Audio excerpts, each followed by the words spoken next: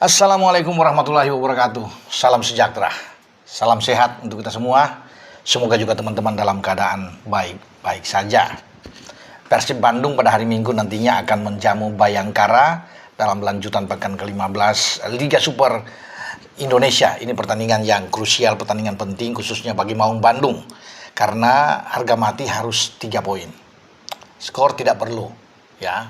Mau 2-0, 1-0 pun, 2-1, yang paling penting adalah 3 poin. Dan itu yang memang dibidik oleh tim asuhan Boyan Hodak. Tidak mudah memang untuk menghadapi Bayangkara. Bayangkara tim yang sedang berada di posisi ke-7, ya, apalagi mereka punya pertahanan yang bagus. Sejauh ini ya dalam 13 laga mereka atau 14 laga mereka baru 9 kali kebobolan, ya. Dan tentunya ini akan membuat penyerang atau barisan depan Persib harus bekerja keras, ya. Terserah Boyan mau mainkan dengan Endo Jong di sana dibantu oleh William Barros, ya tentunya, atau Berginho, ya siapapun. Tentunya Boyan Hodak harus bisa meracik dengan baik untuk membongkar pertahanan Bayangkara. Kalau bicara pertahanan, ya selain Bayangkara, Persib juga sebenarnya punya pertahanan yang bagus kan. Memasukkan 22 cuma kemasukan 10. Jadi hanya berselisih 1 dengan Bayangkara. Kalau topnya ada di Borneo. Karena Borneo itu cuma 8 kali kebobolan. Jadi salah satu memang tim yang ada di puncak klasemen saat ini, berselisih 5 poin dengan Persib, tapi mereka punya pertahanan yang bagus. Ya, kita kembali ke menjelang duel yang akan terjadi antara Persib dan Bayangkara, ya, di kandang. Jika Persib harus menyelesaikan semua pertandingan di Liga Super, artinya mereka ini untuk bisa mengulangi apa yang mereka lakukan dengan back to back itu terbuka. Ya, karena jarang sebuah tim itu bisa menyapu bersih semua laga kandang. Artinya tidak boleh imbang, ya, apalagi kalah. Harus menang semua. Dengan total yang bisa memainkan semua pertandingan tuh mungkin antara 57 poin yang bisa dapat di kandang. Nah, itu bagus. Dan ini yang sedang dikejar oleh Persib, karena Persib tidak pernah kalah di kandang. 3 kali kalah mereka itu semua di luar, ya. Itu dengan Persija, Persita, dan terakhir dengan Malut United. Kemudian 1 kali imbang dengan PSIM. Mereka punya 9 kemenangan, ya, mencetak 22 gol kan, cukup tajam juga. Tapi ini akan diuji oleh pertahanan yang saya bilang tadi. Pertahanan dari Bayangkara yang oke. Namun Bayangkara juga punya lini depan yang tidak boleh dianggap enteng. Spaso, Dendi, Sulistiawan adalah pemain-pemain yang bisa mengganggu pertahanan dari Persib Bandung nanti. Nah, Boyan terserah mau main dengan flat, 4 back atau 3 back, dia punya kekuatan memang di belakang. Cuma tidak boleh membuat kesalahan-kesalahan di jantung pertahanan, ya, walaupun mereka punya Julio Cesar, Mati Kradi, dan terutama Federico Barba. Ya, kalau Barba ketika melawan Malut itu masuk di babak kedua karena ada rotasi yang dibuat oleh Boyan untuk soal kebugaran. Terlalu capek Persib ini mengarungi, kalau itu dalam 23 hari mereka harus bermain sampai 6 pertandingan, kan itu capek karena mereka harus melakoni laga-laga tunda dengan Borneo, pertandingan tunda, dengan Malut juga pertandingan tunda, bahkan termasuk dengan nantinya di akhir tahun tanggal 27 nanti dengan PSM Makassar juga di GBLA itu mereka menjalankan pertandingan tunda. Jadi pintar-pintar pasti bagi Boyan untuk bisa mengganti pemain Tom Haye yang menjadi motor serangan itu ditarik keluar, bahkan melawan Malut digantikan oleh pemain muda, ya, Nasir Alvaro yang masuk, ya. Kalau Federico Barba itu masuk dari babak kedua, termasuk Ramon Tangge yang masuk juga di babak kedua, ya. Itu memang sengaja, ya, bagi Boyan untuk bisa melihat agar pemain-pemain ini bisa menjaga kondisi mereka, karena banyak pertandingan yang harus dilalui, ya, termasuk pertandingan nanti persiapan melawan Bayangkara, karena ini termasuk penting. Persib kalau dapat 6 poin bagus, karena pertandingan nantinya akan seru, akan dimainkan oleh Borneo. Borneo akan bertarung melawan Persebaya di markas Persebaya. Nah, kalau misalnya Borneo tersendat, ya, tuh mereka dihadang oleh Persebaya, nah ini kan bagus dalam persaingan tentunya, dan semakin ramai karena di atas itu ada Borneo, Persija, dan juga dengan Persib Bandung, sementara Malut United mengintip di bawah dengan 25 poin setelah mereka mendapatkan 3 poin melawan Persib Bandung. Jadi ini menjadi laga-laga yang seru karena Malut juga nantinya pada hari Minggu akan bertarung dengan PSM. mereka keluar kandang.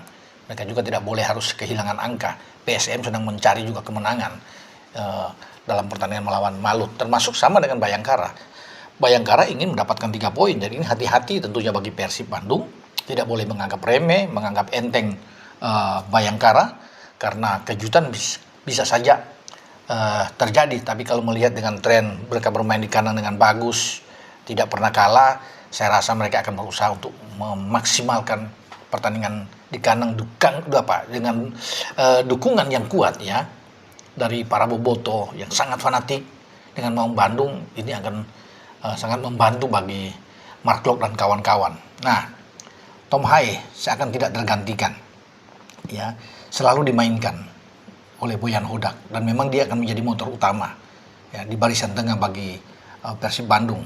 Mungkin saja Boyan Hodak akan memainkan misalnya dengan Goycochea, ya, Luko akan ada di sana bersama dengan Mark Klok, ya, meskipun mungkin ada kabar yang ada kemungkinan Adam Alis yang sudah mulai bugar, bisa saja kalau dia dimainkan, tetapi tentunya akan dilihat dengan kondisi terakhir dari Adam Alis, gelandang yang juga bagus.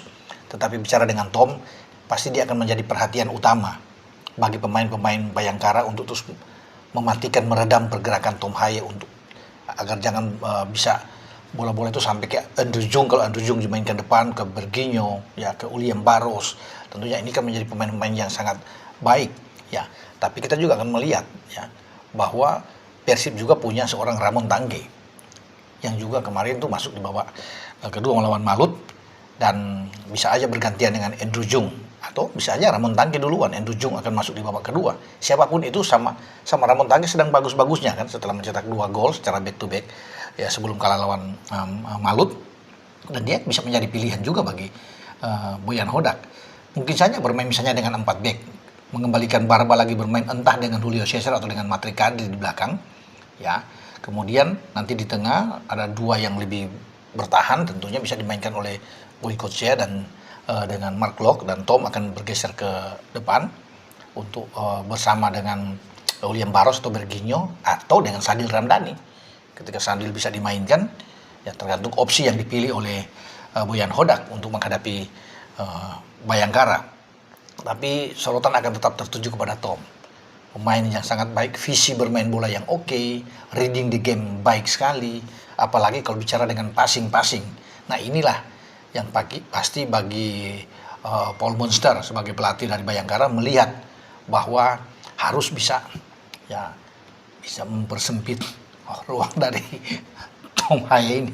Pemainnya saya pikir sangat kuat ya, sangat bagus ya. Kalau dia dilepas akan berbahaya, akan mengganggu bagi pertahanan Bayangkara ya. Makanya ya kita akan tunggu bagaimana pergerakan permainan dari Tom Haye sebagai kreator di lini tengah bagi Persib Bandung ya.